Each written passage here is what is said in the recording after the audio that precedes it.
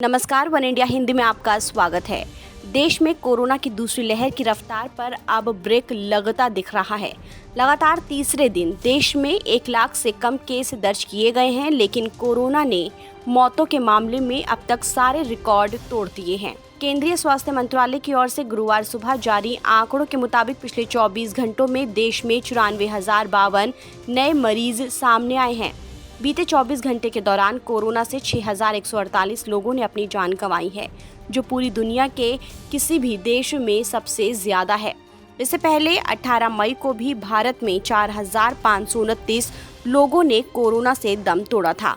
हालांकि कोरोना से एक दिन में मौतों का ये आंकड़ा इसलिए बढ़ा है क्योंकि बिहार ने अपना डेटा रिवाइज किया है। बिहार में कोरोना से मौतों के 3,900 पुराने मामलों को भी बीते एक दिन में गई जानों से जोड़ दिया गया है। इसके चलते ये आंकड़ा काफी बड़ा दिख रहा है। यदि बिहार के 3,900 केसों को हटा दें तो पिछले एक दिन में 2,248 लोगों की मौत हुई है। नए मामलों के बाद देश में कोरोना का कुल आंकड़ा बढ़कर 2,91,83,121 पहुंच गया है। इसमें 3,59,676 लोग जान गंवा चुके हैं। हालांकि राहत की बात यह है कि कोरोना से ठीक होने वाले मरीजों की संख्या तेजी से बढ़ रही है। अब तक 2,76,55,493 लोग कोरोना से ठीक हो चुके हैं। पिछले 24 घंटे में 1,51,367 मरीजों ने कोरोना को मात दी है। नए केस की तुलना में ठीक होने वाले मरीजों की संख्या लगातार ज्यादा बनी हुई है, जिससे एक्टिव मरीज घटे हैं। देश में अब एक्टिव केस की संख्या 11,67,952 रह गई है। 60 दिन बाद देश में सबसे कम एक्टिव केस हैं। देश में सबसे ज्यादा नए कोरोना मामलों में तमिलनाडु सबसे ऊपर है, उसके बाद केरल और महाराष्ट्र हैं। पिछले 24 घंटों में तमिलनाडु में 17,321 नए मामले दर्ज किए गए हैं।